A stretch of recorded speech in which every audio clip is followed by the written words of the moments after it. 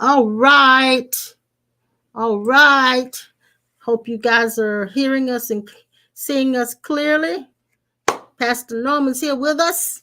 We are, Good afternoon. yeah, we are the Sawyers, and this is Impromptu. And I enjoy impromptu. Let's see who's here.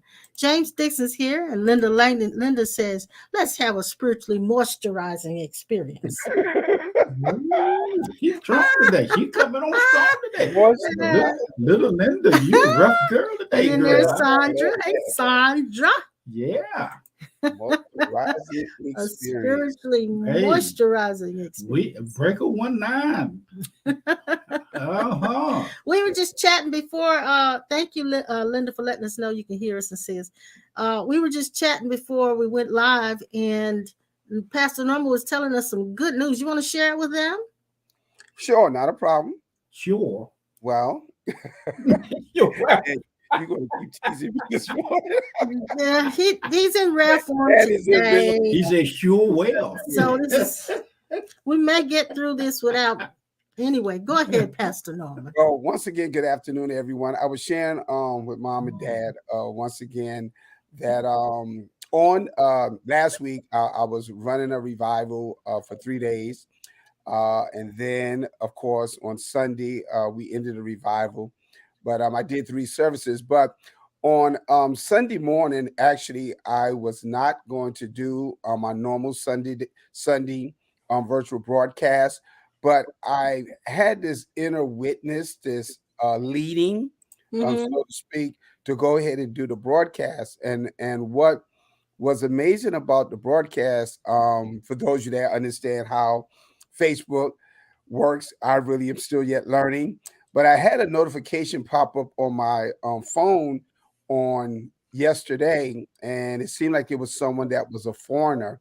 And so I happened to hit on a notification, only for me to discover that at that time, the broadcast that I was not going to do on Sunday morning had already had 1.9 thousand viewers already. Yeah. Wow. Ooh-wee. 1,900 Mm. viewers Mm-hmm. already. And so on this morning, I checked it again. It's over 2,000. That's And the wonderful. reason why I shared that because um, in the length of the time that my wife and I have been doing the broadcast, of course, all of us had to shift because of the pandemic. We had to all adjust to the Mm-hmm. norm. And Mm-hmm. the only time that we had hit those numbers that from a broadcast that soon or that early or all at one time Yeah. was we did our Easter broadcast back in 2020. And so the numbers have always been around maybe 300, 400, a couple of Mm-hmm. hundreds there. But again, because we are now having our corporate worship services on Sundays at 2 o'clock in the afternoon, I was not going to do a Sunday broadcast at 11 a.m. But I woke up and I just had this awareness that I needed to encourage the people on that morning. And so it was a very brief broadcast, maybe about an hour, and it had already had 2,000 viewers on it. And so I was really shocked. Amazing. Now, why I'm shocked is because I shared with you guys as I came into 2023, I heard, once again, as all of us have these themes or these what we believe God is saying to us for this year, that we are to expect the unexpected. And so that literally caught me by surprise that 2,000 viewers off of on a broadcast that I was not going to do. That literally shocked me. Now that brings up a question because you originally were not going to be doing one uh, broadcast any longer at 11 on Sundays. You were going to do them on Saturday. Is that correct? Correct. Yeah. Um, So now, and what do you again, plan? because we try to Yeah. do it, I didn't want to do like 11 and then I have to rush to our new facility Right. at 11 Right. o'clock. So I was going Right. to do them Saturdays at 10, but because I've been in revival all week last week, Yeah. of course, those of you that understand the life of a preacher, especially when we're doing revivals, when we minister, we sweat. Everything is Yeah. of You course, put it all out. You lay everything out on the table. yes, and You then the leave it weather all on the floor. Yeah. kind of Drop cold. So I drop the woke up. mic and everything. Just drop the mic. Yeah. But So my question is now going forward. Do you plan to do 11 again, or Now it's funny that you said that because when I saw that yesterday, and like I said, it caught me by surprise. Matter of fact, my son and I, we was at the gym working out, and I shared it with him. He said, "Dad," because again, I don't understand this social media platform as much as so many others. But he said, "Dad, that's big." And so it I said, is? Yeah, it I is. said, "You're going to have to come sit down with me and explain all of this to me." So he said, "Dad, that was big It already. is. Did it It Sunday is. morning, and it Mm-hmm. and that. So yeah, Yeah, exactly. Because it's such a competitive market. I'll say it like that. Because there's everybody's online now. hmm And so to get that many viewers is really miraculous. It really is. So we're really excited for you. That's a great thing to have happen. And you just got to get your YouTube channel up and going so you can be monetized. my mom. Of course, when I saw that yesterday, I said, "Oh, I got to make the trip." Yeah, Somehow, you I mean, gotta do we it. You gotta started do the it. process, but to set it up, I have to. And that question, that is something that I'm playing with. Of course, I talked to Laverne a few months back because again, she helps out a lot with a lot of other churches based off Mm-hmm. of her business, and I Mm-hmm. was asking her what has been the trend, the norm for a lot of churches. And she said it's very strange because you can't really identify a trend because you can have one church that, open up their doors and maybe Mm-hmm. only a few of the people have come back. Then the church down the road, the church is packed. Cool. Yeah. So she said you just have to test the waters, and so that is what I've been doing. I'm trying to test the waters and see which direction I'm actually going to go. And so Mm-hmm. it's Mm-hmm. obvious to me that I need to continue to do the live broadcast, just trying to decide Yeah, that's obvious. Yes. time, the hour, or Yeah. whatever, the day, and so forth, because obviously there's a larger audience that I would not be able to reach just Wow. doing our Wow. corporate gathering. So Yeah. Yeah. But I just wanted everybody to know, the good news. And we are so happy for you and know that it's gonna get even better for you. That we just know that. But we're gonna do something today and we'll see how it goes. But we have a clip from Eckhart Tolle and we're going to play just a portion of it and then we'll come back and discuss that if it's okay with you, Pastor Norman. oh yes, um, definitely. okay, so we'll do that and you guys let me know if you have any problems hearing it or seeing it. Okay, I'm going to add him to the stream right now. To sense that. And it's often people who have had a very difficult life that come to this realization. They have had their crucifixion, and then there comes the transcendence of suffering.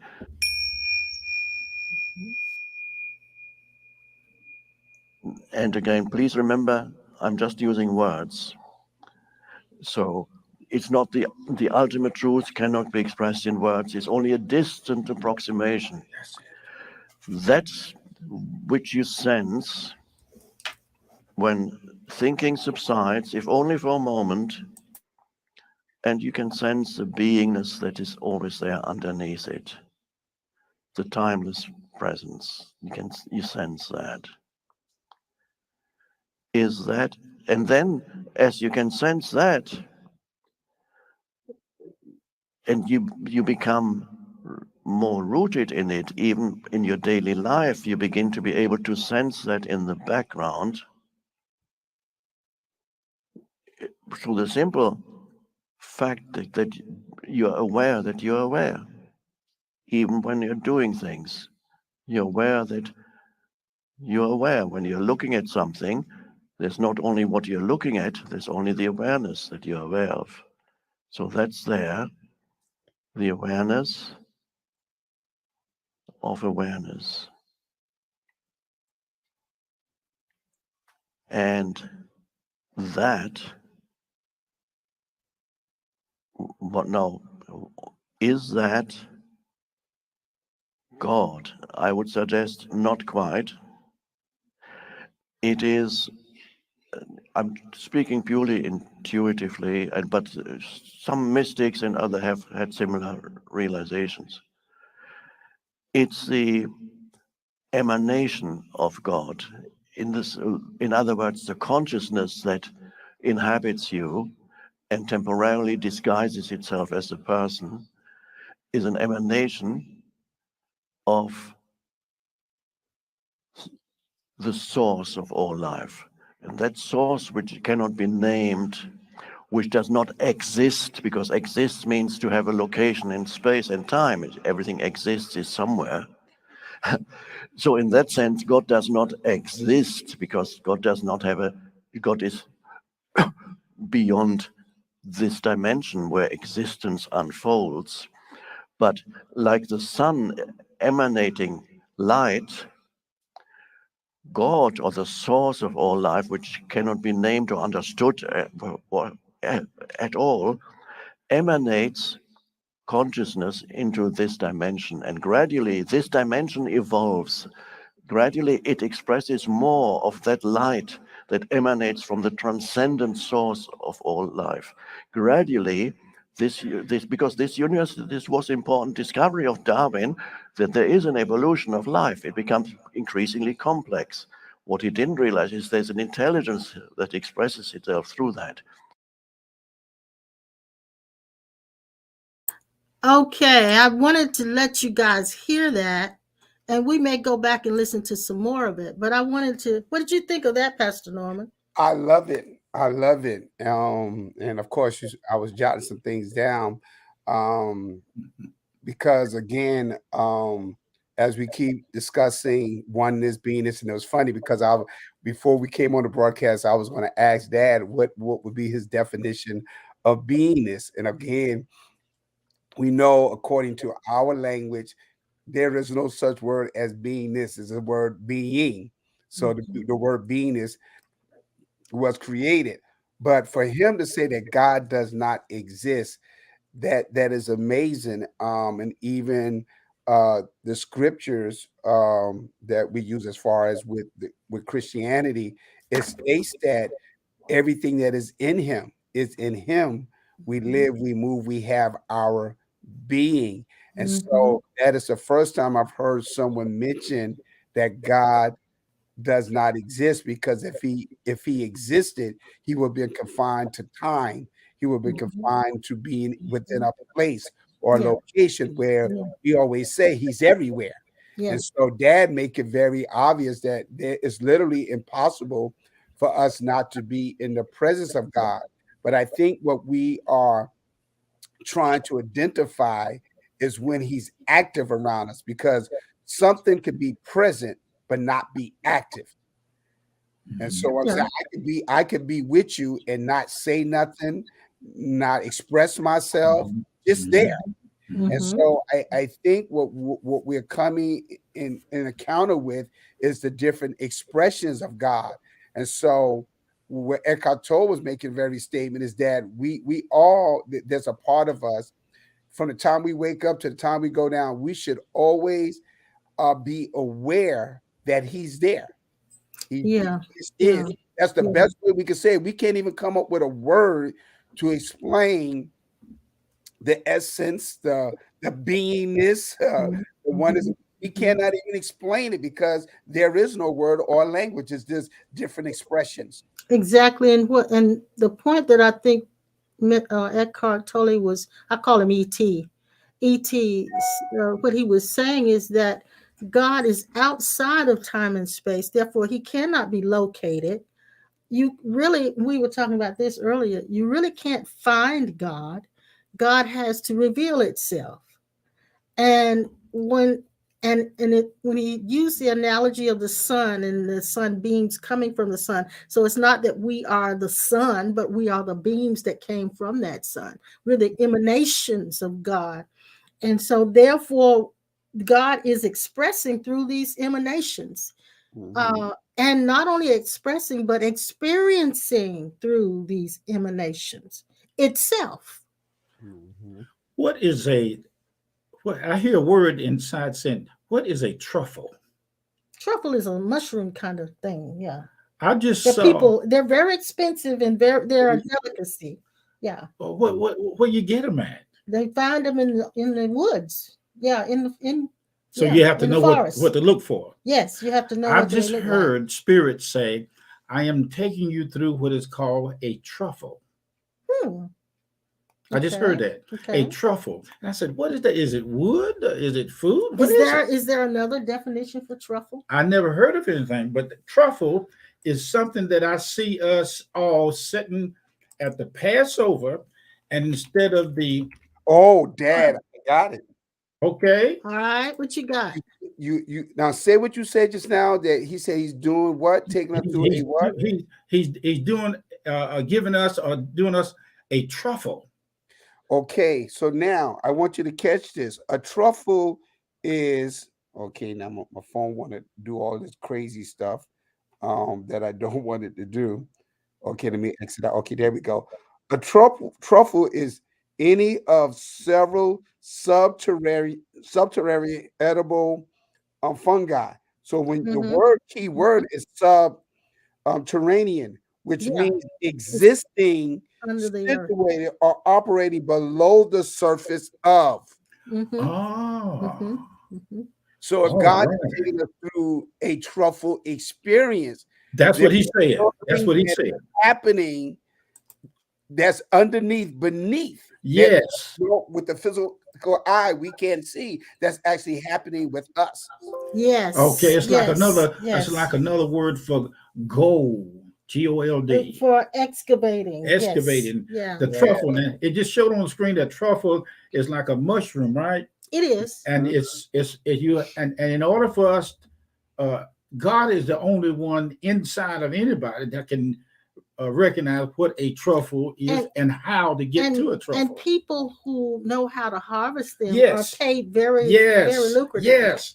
And I didn't know So- what it was, but he said it to me. Right, Mom said you have to excavate, which means there's a special skill to find them. Ooh, I just heard that too. So notice what you said, Dad. You used the word, and that's why people need to really understand the language of the mystic, because they speak in metaphors and analogies. And Jesus did the same exact thing as he shared parables. You mentioned truffle. Yeah. You mentioned gold. In order to find gold or something precious, you have to dig for it. Sandra found something as well. She says the truffle is a mushroom that's grown underground, hard to detect where it is, and it has a lot of healing agents in it. Wow.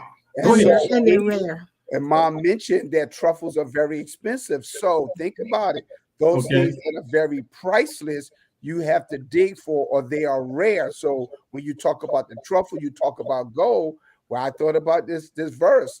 We have this treasure in earthen vessels. Now you're going the excellency of God and not of us.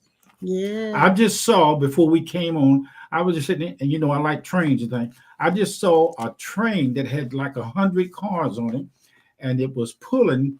The cars were being pulled by 2 engines, and I was given insight to what was inside the cars. It was a special delivery train that had truffles in it.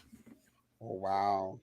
And he said he wanted me to make that pronouncement to everybody online today, that there's a blessing, a moving of the truffles of God in your life.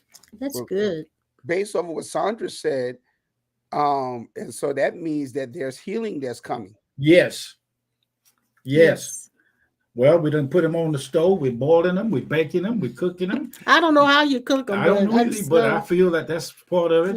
And everybody's at the great dinner online today, and I always have been. And we all come in, and here's what happened. Jesus appeared to all of us around the table as him, as everybody at the table. The table was him, the truffle was him, and we are him. Now that is a great truffle. This particular passage came to me And Linda says there are actually truffle sniffing dogs. Oh, Yeah, I yeah. remember seeing that. You're right. I saw it in some movie or something like the dog.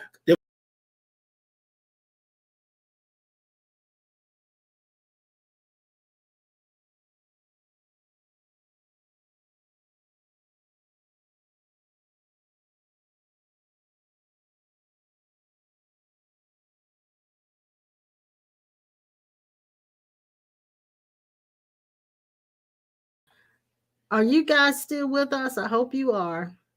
Yeah. I don't know what happened. That's some difficult. Yeah. I don't know what happened. It It just went went. down. It It went just went blank. out. Yeah. That is again all the atmospheric activity that's going on in the universe. Yeah, yeah. It just went out. I don't know what happened. And anyway, we're back. Okay. We're back. Look what Sandra said, babe. Honey, I'm trying to get things Oh, straight here okay. first. Okay. Then I'll look at what Sandra just. Okay. The screen went completely blank. We lost connection. I don't know what happened, but yeah. So what are you saying? Point to, honey? She said there was a movie about. There was a movie about a man who had a pig that could Yeah. detect Yeah. for the Yeah. You truffle. know Yeah, what? I I did saw see that that. movie. Mhm. I I saw saw that. that too. Yeah. Yes. He was a chef actually, Yeah. and he had Anyway, I wanted to read Matthew 13:46, and you guys made me think of it when you're talking about God was taking us on a truffle experience. Mhm. It says, again, the kingdom of heaven is like unto a merchant man seeking goodly pearls, Mm. who, when he had found one pearl of great price, went and sold all that he had and bought it. And then there's another scripture that talks about buying the field. Field, Uh-huh. exactly. Uh-huh. Yeah, Exactly. Wow. buying the field because Ooh-wee. the treasure was in the field. Yes. Isn't it So something? it sounds like that the main thought for the day is treasures. Yeah. And in earthen vessels, Exactly. in the earth, subterranean We have this treasure. truffle in the presence. Subterranean treasures is what we're hearing.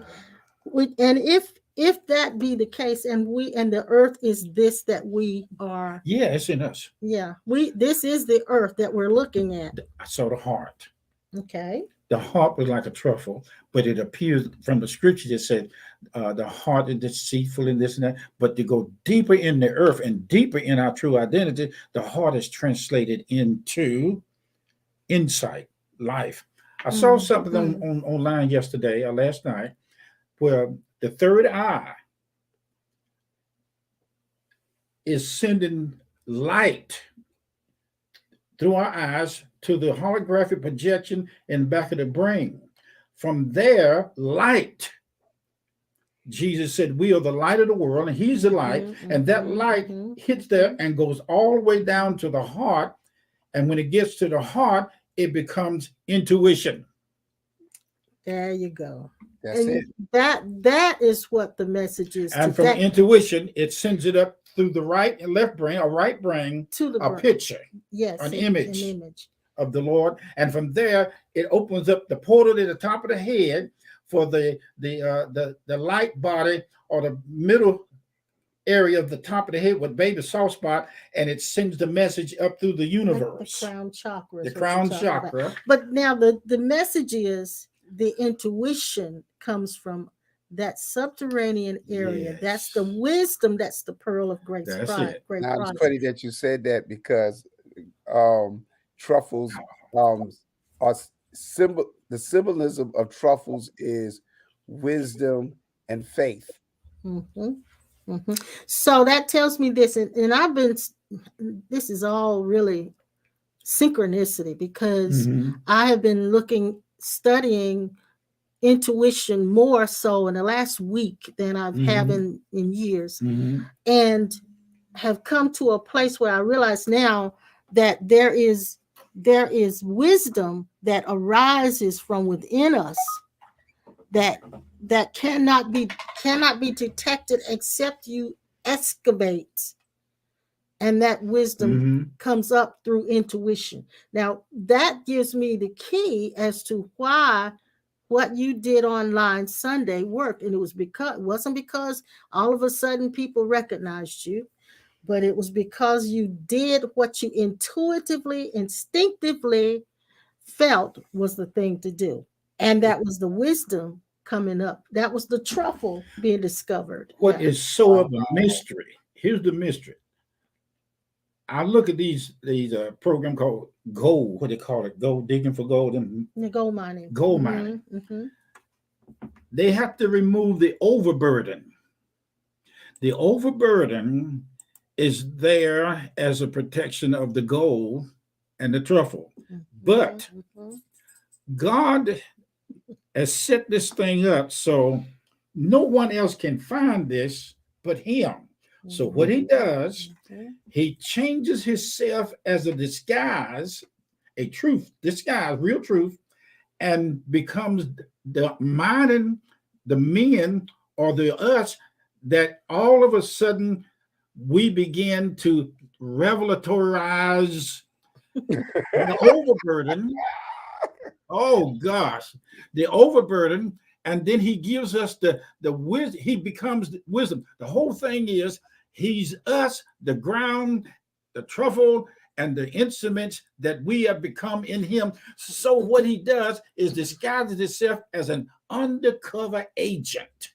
Yes. Yeah.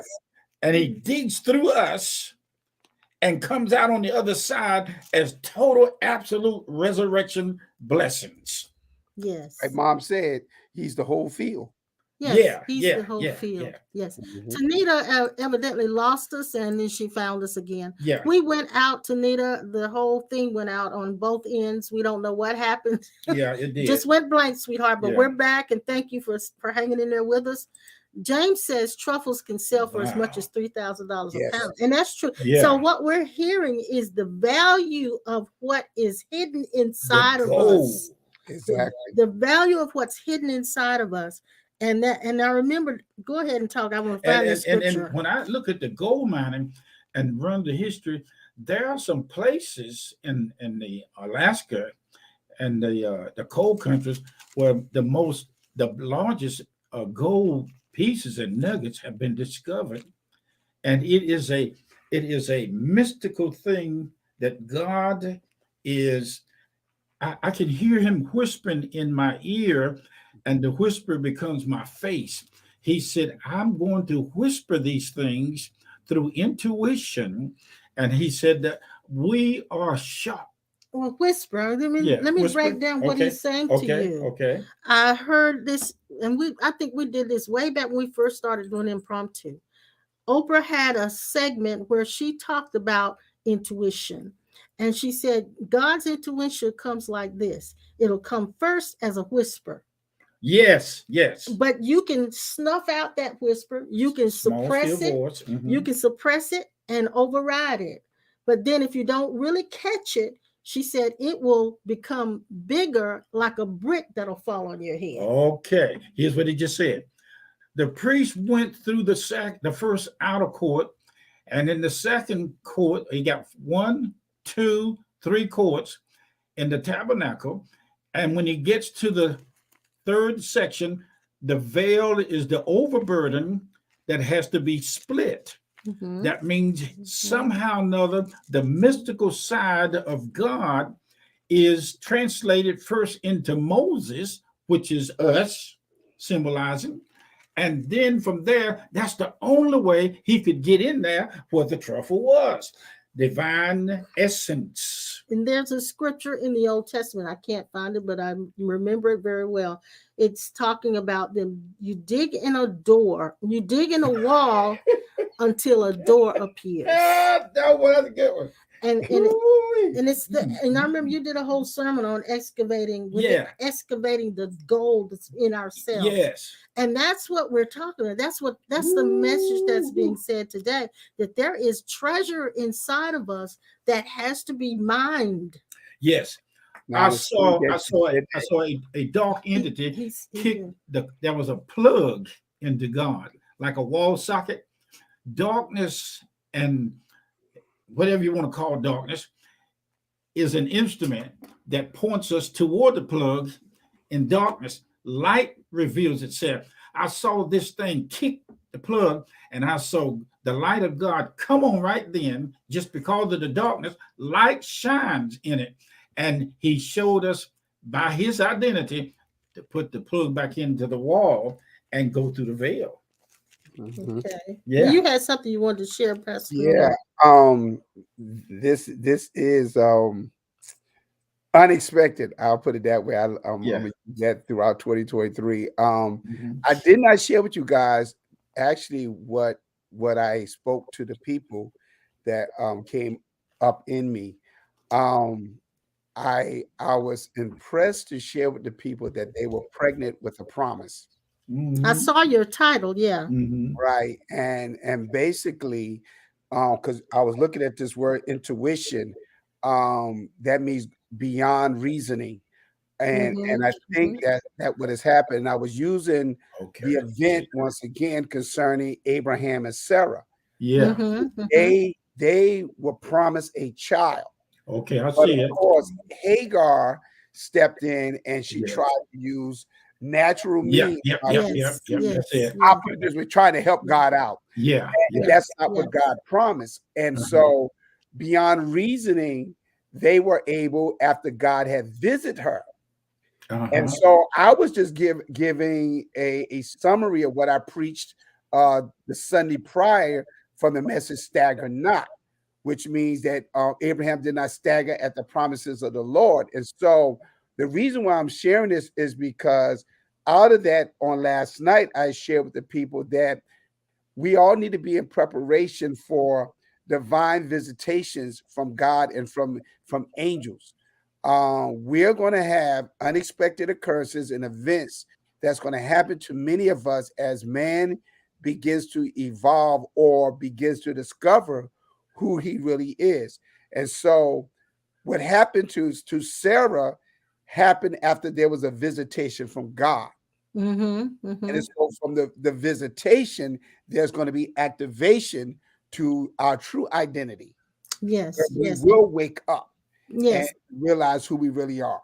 And now, the prophets are saying, the prophets that I've heard, that is, that I feel are more accurate than some others, are saying that this is the year where there's going to be quite a bit of shifting and dissolving of systems and challenges. Those challenges. So I can understand why today's message is targeting intuition and using that wisdom that comes up inside of us, because that's what we have to live by. That is our way of getting through the challenges. We had a dog named Coco. I remember Coco. I remember Bernie had one named Bernie.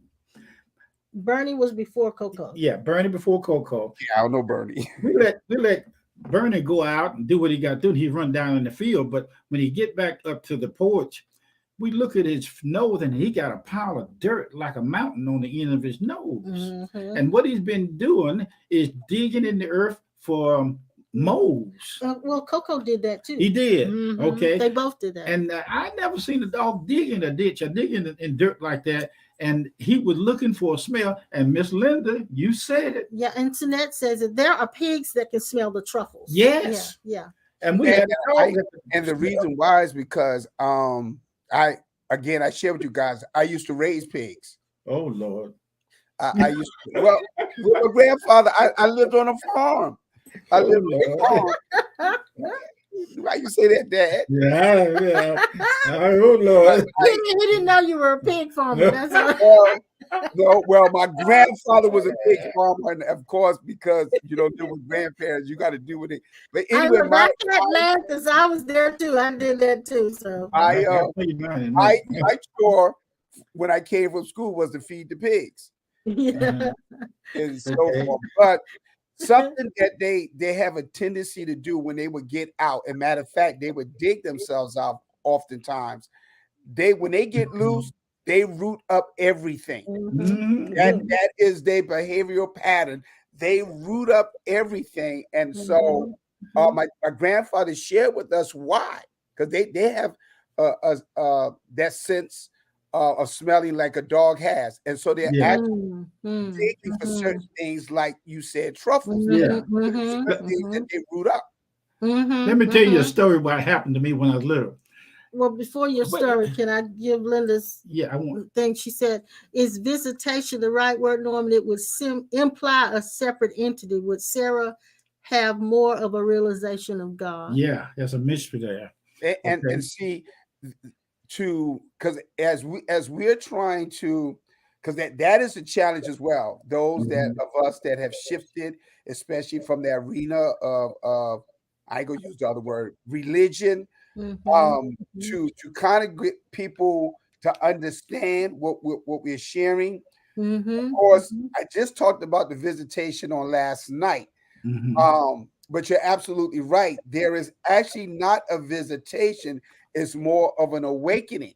Yes. Okay, but remember what I said, the visitation that we perceive that's happening is actually going to initiate not just an awakening, but it's going to initiate a certain activity Yes. that's Okay. going to Yes. happen in us. Yes. When I Yes. was a little boy, um, all of a sudden on Sunday, when I got y'all guys heard me You say, just chomping at the bit to tell this story. yeah, I got to tell you this one. And so my uncle being one of the big bootleggers in the place, this town over there where I live, they would all of a sudden say, "Let's go to church out in the country," and they call them big meetings. You You ever probably heard that? told this story before. No, no, no, No, no. not this I can one. tell you this one. Okay. The big meeting, and I was a little boy, and then we go out there, and I'm thinking that when they got through going to church, well, they go out there and they all stand around in the front yard of the church, and while part of the service going on, somebody down in the woods would get a big jug of moonshine, and somebody sending the word up there to all the people standing in front of the church, and you'd be surprised how the audience in the front of the church cleared out, and they wasn't going in the church; they were going down there in the woods, you know. And so when they go down there, my aunt would take me down there, and she get a shot and come on back up. Then the crowd start coming back, and they go in the church. And when they go in the church, they had a good service and everything. I'm sitting on the bench watching the lady preaching out there, you know. And then the service is over, and you know what we end up? We end up going to a lady's house named Lucille. Lucille had a husband named Tootie, and Tootie raised pigs. And these pigs would be running all in the yard while everybody getting out of their car trying to get in there to get some bootleg moonshine, you know. And so when the pigs out in the yard, so I told Tootie, let me take one of them home. So he picked out one for me. And that pig run for me, and I run him all over the yard trying to catch him. I never did catch that pig. But when you said you was a pig man, or whatever you say you raised your pig, I was Pig man. Oh my God. There's no such thing as a pig man. There's no such thing as a pig man. And when they go home, I would be in the car crying because I didn't catch my pig. You just had to tell that story. Yeah, I tell it. And then boys get in there and get the drunk drinking, and they go to fighting in the kitchen. Yeah. And then pigs be running all in the yard. Lord have mercy. Help us, help us, help us. Listen, so the intuition this year is going to be very key.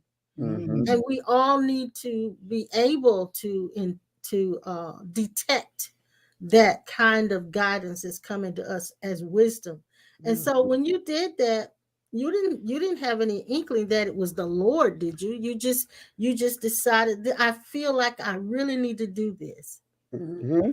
And that's the way intuition comes, isn't it? Yeah. But see, Yeah. now I'm going back and I'm looking over some of the scriptures and the notes that I use. Because see, again, when I woke up, it hit me immediately. Literally, it was like a voice, do the 11 o'clock broadcast. And then I felt the tug of war in me. I don't want to do that. I got to preach at 2 o'clock, and then I got to preach again at 5 o'clock. Why do I need to do 11 o'clock broadcast? That was the tug of war that was going inside of me. But I kept hearing it. Bless the people. Get on and encourage the people, because these are unusual times. And so again, I was very sick Saturday. Mm. I woke up, I could still feel the effects of it in my body, but I even felt that nudge, get up and get to moving. And the more you keep moving, the better you're going to feel. So I was up like very early, like 5 o'clock Sunday morning. And so I'm like, well, why do I need to get on the broadcast? Well, I'll just get on the broadcast and let everybody know about our 2 o'clock service and to come hear me at 5 o'clock as well. But as I started hearing things, and that's where the idea or the thought came. You're pregnant with a purpose. So inspiration would started coming to you. Yes. Exactly. And so as I'm looking at this thing, if going back to Abraham was not justified by works, because the thought is coming to my mind. There would be no such thing as sin if there was no laws. That's it. Yes. And so what man have done, we have created these laws where it was never the actual original plan of God. It was just for us to be aware. That's the best way I can say it, to be aware of him. And that's actually what happened with Abraham. He was justified and considered the father of faith, not because of anything that he did. He just believed, which means he went beyond reasoning and just knew that God is. Period. So when we go beyond reasoning, we have to leave the realm of the thinking mind, the logical brain, and enter into that is not just subconscious, but superconscious. And so if we go into the subconscious, there's two types of information in the subconscious.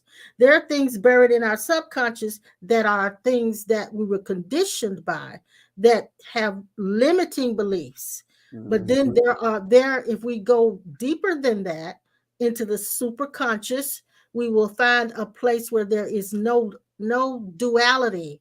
There is no evil and good. There is just truth. And so then when that comes forth from that area, all you get is pure wisdom. Exactly. Pure, unadulterated wisdom in order to have the answer and solution. Do you have something you want to say? Yeah. Abraham, Sarah, and who the guy that was supposed to have been appointed at giving birth, you call his name. He was a Gentile in the Old Testament. She got pregnant by something else. Somebody else wanted to before time. You just called his name. Sarah was pregnant by Abraham. But it was another incident. What was that? You just called his name. He wasn't. I mentioned the son. Oh, now you talking about Isaac, who no, Isaac. Let's put it like this. Isaac symbolizes inside of Abraham's wife Sarah, Jesus Christ. Exactly. Sarah was the Holy Mother, symbolizing Sarah. Yeah. Abraham symbolized the Father. Christ Jesus was us inside of her womb. But there was we were Isaac. We were Isaac, that's right. And you said something tried to take place, the premature. Abraham tried to. Oh, you're talking about when Sarah tried to interfere and she had Hagar. Hagar, that's right. Hagar, that's right. Hagar symbolizes the ego. And Hagar also symbolizes us trying to work things out in our logical mind, or the doing self. Yes. So when I use that, I remember, Mom, you talking about emotions and how we are to let our emotions subside. Well, if we look at Sarah again, because of the culture of our understanding of that time, a woman that could not give her husband a child, let alone a son. That's right. It was a shameful thing. Yes. Oftentimes they would consider that they had a curse on them. And so, because it was very important that the legacy, the name of that father, that man will go on. That's why Sarah, out of her emotions and out of her desperation, she offered Hagar her maidservant Ahab, so that the legacy could go on. And so I share with the people, we have to be careful that we do not make decisions out of us, again, emotions being high and out of desperation. Because what we end up producing or birthing something that does not resemble Exactly. what Yeah, God promised. that's And then it. later on, it causes chaos and confusion. It does. It does. And this children born out of the decisions made based on our conditionings.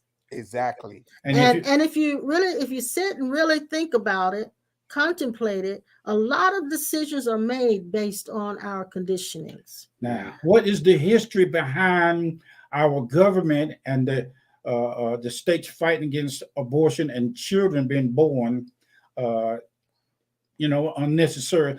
There's something going on in the land about the plagues of Egypt having something to do with the ego trying to raise up another law to override the love. I'm piecing this together. I'm not saying it per se direct, but edged in stone. There's something about these things that are rising up in the earth, a disturbance, and the earth is speaking back to us, but it's still God somewhere in this Egyptian event of the earth. Event. Yeah, I call it an Egyptian event. But I believe what you're saying is absolutely true. I know that there is a divine correction going on. That's the word. That's it, correction. And so what we're seeing is the weakness of all of the systems that we've been living with.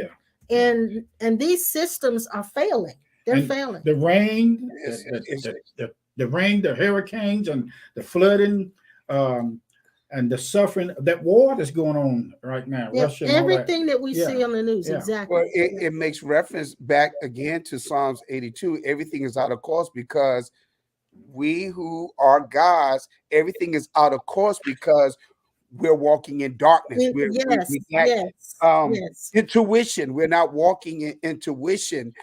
And so everything is out of course. And it's funny that you mentioned about the earth, because it's evident a lot of this is happening because we're still yet trying to operate separate from God. We're operating in dualism. And so we know scripture, the purposes of God always prevail over the plans of man.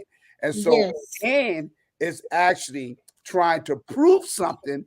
That ego is trying to prove that it can do or exist without God.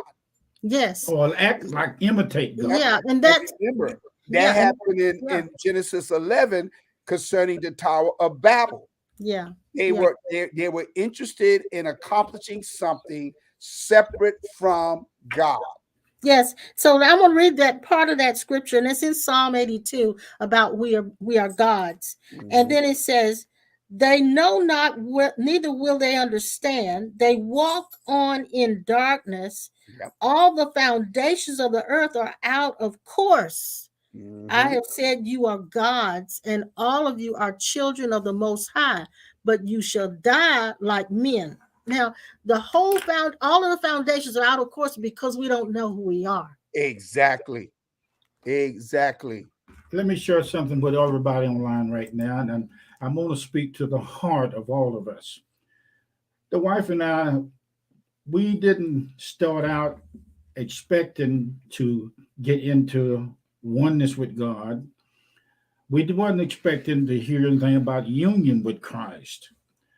But the earth and the atmosphere around our lifestyle was pointing toward Galatians 2:20 in the book, in the Bible.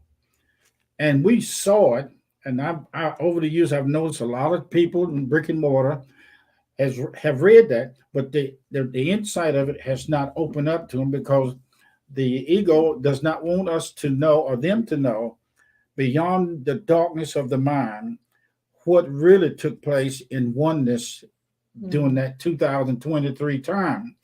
But every time we would go in the pulpit, we would always speak just a little piece of it.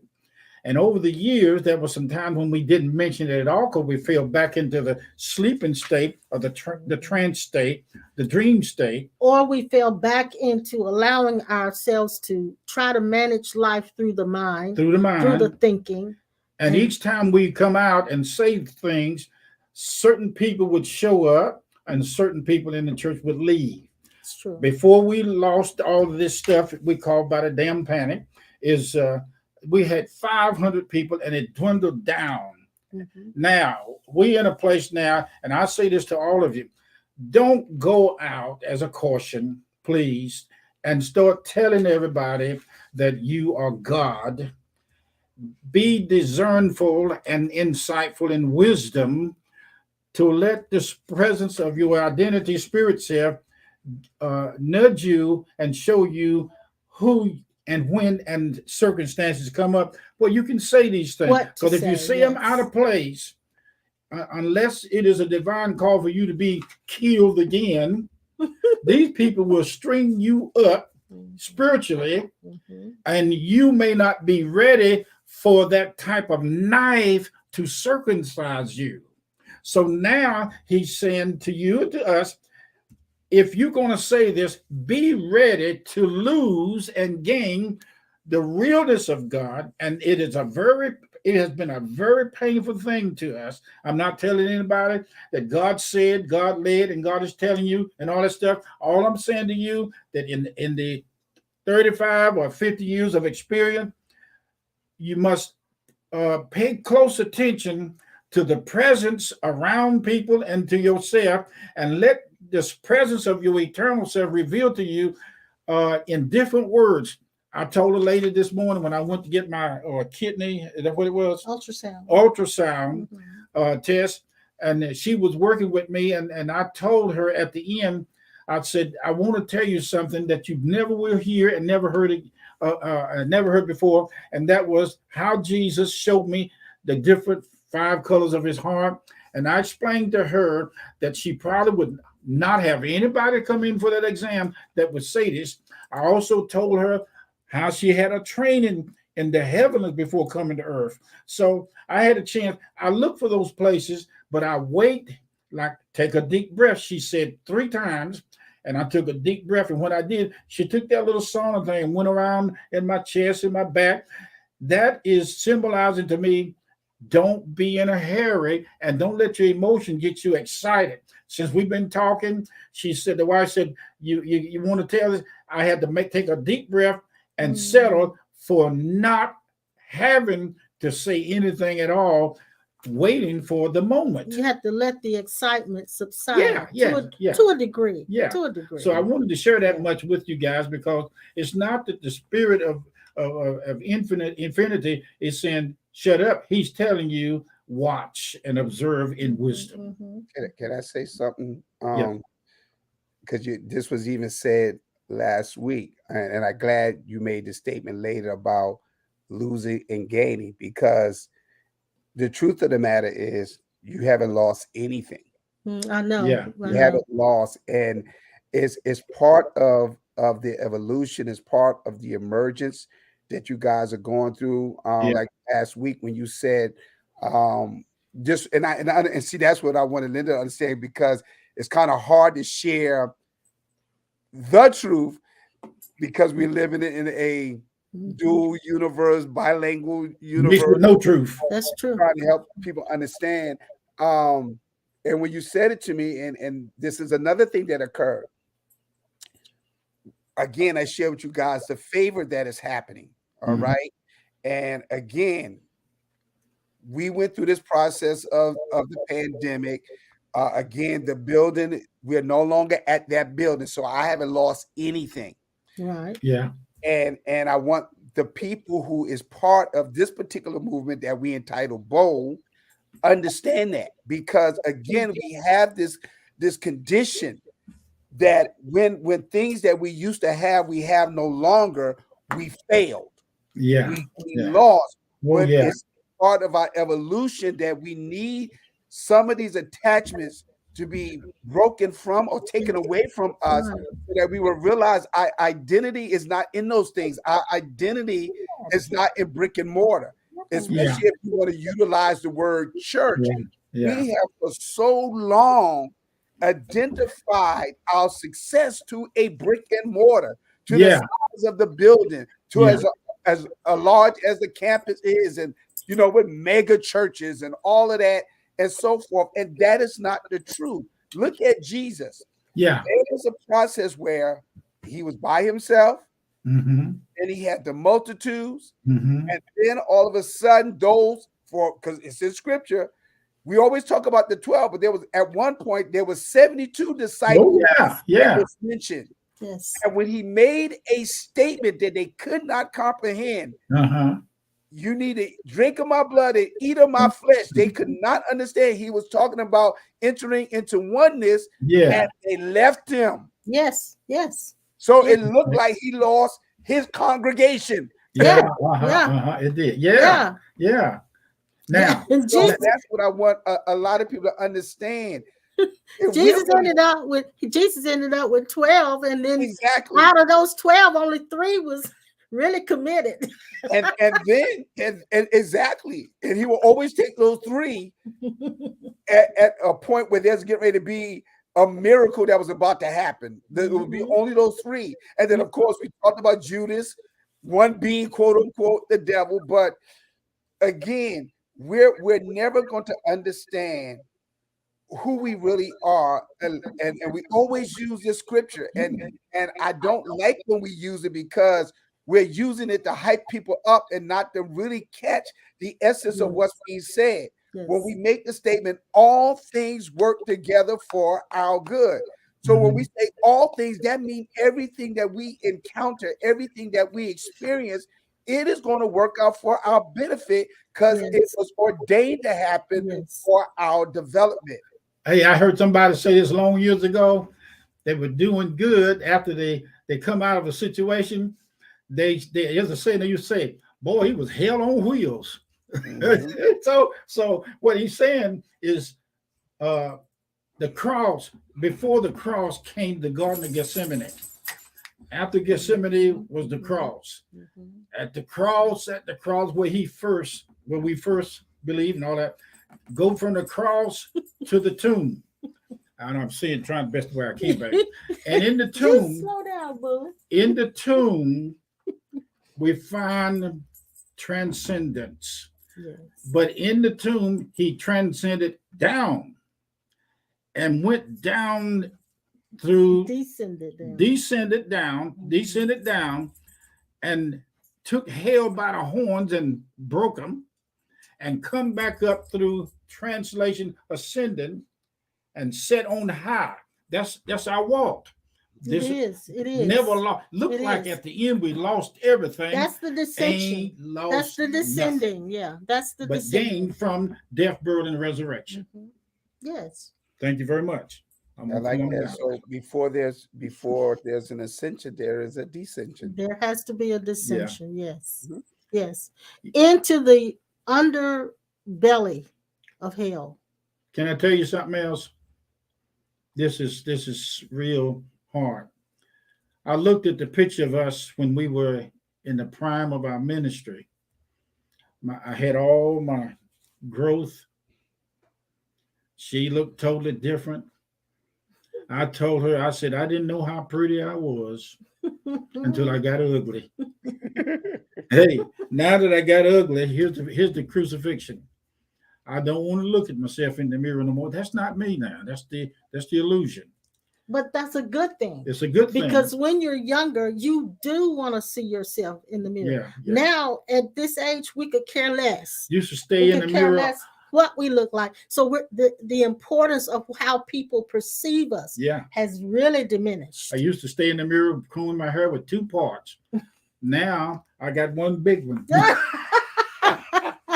So that's supposed to happen. I heard a man say this once, and I didn't understand it then. He said, when I was younger, I could see everything, and I saw things I didn't want to see. Mm-hmm. And then he said, when I got older, I had to get glasses to see. He said, and that's the very time that I didn't want to see. He said it was good that I didn't have to have, and I didn't have that sight because I didn't want to see. And so that's he said everything began to blur at that point. When you get older and you begin to, the lines begin to blur. You don't see life the same way. But anyway, we're The just people talking. that live to be over 100 years old in my family, intimately close to me, they live longer than anybody else in the family. But then I look back over it and see God. I said, these people had a special purpose Yeah. in life. Like we Yeah. have, you have special purpose. Laverne has special purpose, and some of the rest of you there. We had to outlive different people of our family to take care of the God agenda of presence in somebody else's life. So now Yeah, our that's quest good is right there, now, Dad. yeah, and our quest now, for the two of us, is to uncover what the purpose is at this stage of our lives. And we're not looking to build an empire. We're not looking to become famous and notoriety. No, I can't even talk. No, Notoriety. become no. Notice, Terrier. We I can't even No, talk. she We become can't look. We definitely notoriety. can't go on Oprah because we can't even talk. But anyway, Uh-oh. we Oprah. Huh? we're at this point on a quest of not so much struggling with it, but what is our purpose at this stage of our lives, and it's not going to look like what we've doing in the past. Anyway, we go ahead, Pastor Norman. I don't want to Yeah, keep you were cutting you saying off. something. Mhm. I guess because of me being exposed to you guys, me being an offspring of the movement that y'all gave birth to for certain ones. I can identify with what y'all said, and I'm listening to you guys because I know y'all are much. I don't even want to use the word older. Y'all more seasoned than I am. All right. Okay. Um, but and I've made statements like that. I remember how I was. Y'all know me. I love to dress. I was, Mhm. love the suits. I had a collection of suits like that again, Mhm. and so forth. And I'm at a stage in my life right now where I even asked the pastor after the second night of the revival. I said, let me ask you a question. Would it be okay? Because I just want to be me. I don't want to feel like I have to come dressed in a suit. Yeah, I You see what I'm understand. saying? I mean, again, I still have a lot of those, but I've been comfortable in just look like I'm going on a tennis court, pair of Yeah. jeans, but Mhm. because it's not into that. And a thought came across as I saw some people advertise because I'm a marketing major, so I understand how this stuff operates. Mhm. Mhm. Mhm. I don't think people understand we have gone far from the place of what we call ministry into marketing. We have. We That's have. that's where they are, and it's all feeding an ego where Mhm. everything got to be me getting noticed, Building an image. uh, Yes. me becoming well. I don't care Yeah. Yeah. again about any. I've been there, done that, and it had me miserable. Well, Pastor Norman, and if you take a look at the church is slowly evolving. Mhm. Um, if you remember, and I'm sure you do, years ago, you didn't dare go into a pulpit without a robe on. Yeah. I remember that. Yes. And nowadays, you can wear a suit if you want to. You don't even have to wear a clergy collar nowadays. So everything has been changing. And even now, and I dare say this, more of our Caucasian brothers wear just casual dress than our Black brothers and sisters. Would they? It's like in our culture, in our Black culture, it was all about the appearance of looking like you were rich, looking like uh, you were an expert. Hmm. So all of the it was image building. And Hmm. so now what you're saying, and there's a need for marketing in order to get ahead in this world nowadays, but it's all about image building. And, Exactly. and we have to make sure that that image that's being built is true and authentic. Hmm. That's the thing. And I want to help everyone to understand where that concept came from of being dressed up to go to church. I did my research on it. I'm a type of person. I ask why to everything. Everything I ask why. is that happening? Where did that start? Where it came Yes. from? Where if Yes. they don't remember, if they did their research, it all began in England. And what they did when they would go to, and of course, mosque during that time, Mhm. they would go dressed up for a reason. Mhm. Wasn't That's right. for the That's right. service itself. They wanted to, they once again was showing the peasants that we are of a different status quo than you Mhm. guys Mhm. are. See, Mhm. that was the purpose of them doing that, to look down upon people. It wasn't for glory or part of the worship. It was to literally indicate to the peasants, you're not where I am. Exactly. And see, we took that wanting, especially our African American culture, we gravitated to that Mhm. because again of status Mhm. quo and still Mhm. dealing with that slavery mentality. And so it's funny because I just had this conversation with someone the other day, and it dealt with and some may get upset, Mm-hmm. especially with quote unquote African American first ladies Mm-hmm. Yes. churches. It's all about image. I gotta have the right hat. I gotta have that is not what it did. Our counterparts, Caucasians, you Mhm. look at the women, they could care less about a hat, stilettos or whatever. They had straight in church a pair of jeans. That's right. That's right. Yeah. That's right. And we need to go back in the dinner and research why we're embracing this conditioning that's been passed on to us, not realizing that it has nothing to do with who we are. Exactly. So the image building uh, is coming to an end.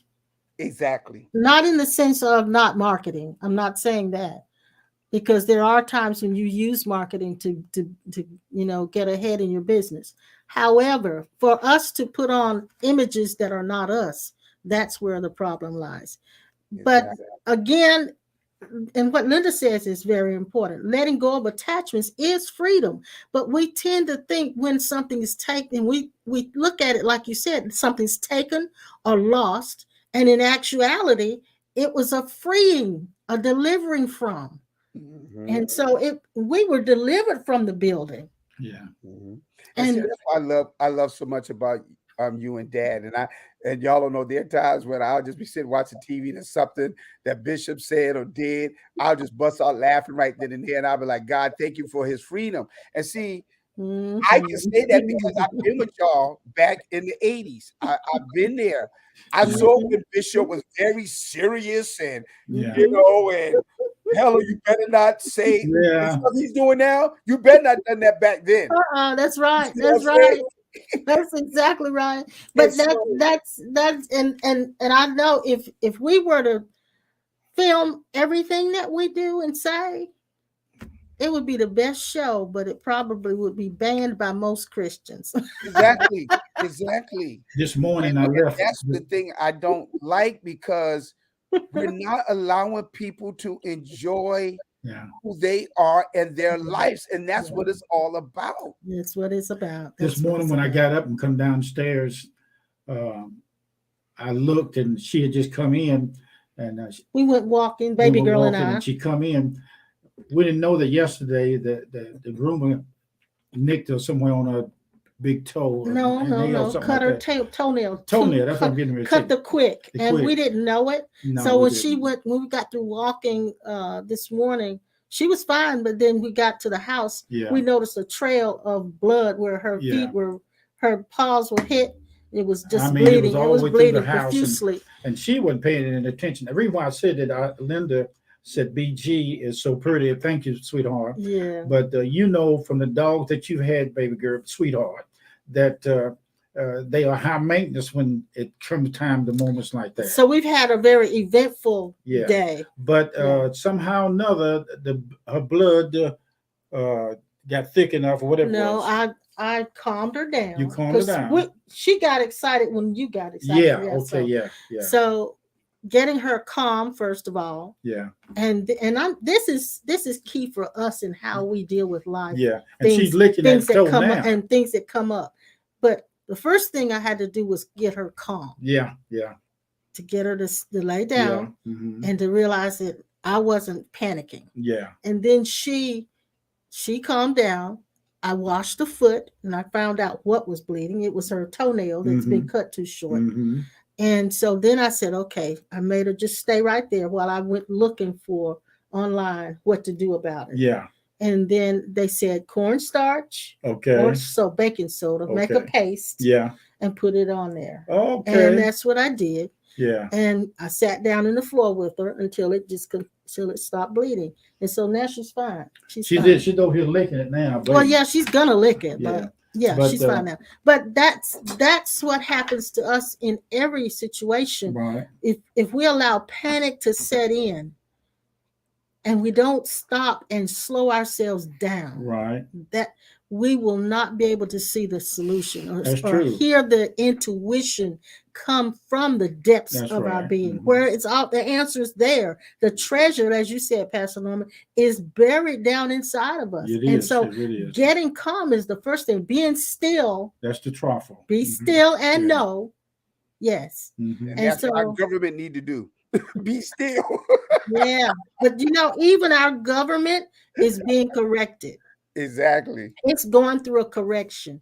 And there are systems and things in our government that are about to fall. And I think America is about to experience what some of the other countries have already experienced in dealing with different, like we call them third world countries, but our country has been so blessed. We think we're untouchable. Exactly. It's good. But it is. There are things. Our democracy is seriously being threatened, and what we think of as democracy is going to end. It's going to be totally different, and I don't doubt it'll be different before this year is up. But the correction is necessary, and so live from your intuition. Live from that place inside of you where the answers lie. The gold, the treasure is right there inside of this earthen vessel. And all you got to do is be still and know and allow it to arise and not lean on your own understanding, not lean on the mind logically, trying to figure everything out and trust and learn to trust.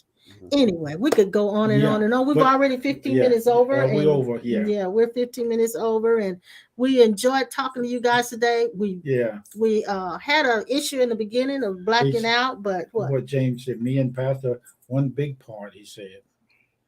Me too, Pastor, one big part. He's referring to something you were saying. Yeah. I don't know what it was now. Yeah. But anyway, we thank you all for insight and the wisdom of God coming through you, Oliver. We thank you, Linda. Thank you, Oliver, for being here. Sandra and all of you guys. It's just been really a blessing to us. And Oliver says that the Levitical priesthood was symbolic of image building. Yeah. They were. And in fact, the Levitical priesthood also used the stones. They used stones for the energies for the source of energy that they needed to do their leading or whatever they had to do. And so there's so many areas that we haven't even touched on that. And thank you, Miss Linda, for the information sheet about her nails. Thank you. Thank you, sweetheart. I appreciate that. But what do you call it? I started to say cornflower. Cornflower. My brain doesn't want to work today. But anyway, it worked as a pace. It stopped the bleeding. So okay, you guys, please be safe out there. Don't take no wood nickels and hold everything in the middle of the road. And everything you do to help us is greatly appreciated. If you don't mind, hit the like button and make sure that we get pushed up in the algorithm, and we're gonna do like Pastor Norman one day. We'll come in here and see we got over in the algorithm, baby. You ever heard that word before? Algorithm? Yes, he's heard. Yes, it is. I say it almost every time. I don't hear it. Well, you know what an algorithm is, Dad. No, you're right. Dad doesn't hear anything I'm saying because he's not paying attention to what I'm saying. Don't let that fool you, Pastor. Yeah. He's not paying attention to what I'm saying. Don't pay attention. Thank you, Oliver. It's a system that memorizing everything that you do, your behavior patterns, everything that you watch, and so forth. That's what the algorithm is. Yeah. So it knows who's being watched the most. I'll use it when I won't know when. Well, listen. If they hit the like button and enough people hit the like button, others will begin to notice us because it goes up the list in the algorithm. Oh Lord, Okay, that's the best way. That's the best way I can tell. Yeah, she don't find out how to use that. And Pastor Norman's got to get a YouTube channel. And it's gonna happen real soon. I've been trying to figure out how can I get down there and look around and see what y'all are doing, but I don't know when it's gonna be. But I got it in the notion. Well, then that's not part of this broadcast. I know we're it's going not, to but talk I thought I'd afterwards. tell him that. Yeah, we'll talk afterwards. But anyway, guys, we'll see you next time. Pastor and I will be back on Sunday at 10. Pastor Norman, when you gonna come live? I'm gonna jump on probably again Sunday morning at 11. Okay. I want to see what's going on. So if you haven't already on Pastor Norman's Facebook page, and is your Norman Armstrong Ministries? Norman Armstrong Ministries. Then make sure that you hit whatever you have to hit there to get notification for when he goes live, because he may switch it up sometime. So anyway, we love you guys. We'll see you again on Sunday. Bye. Bye-bye.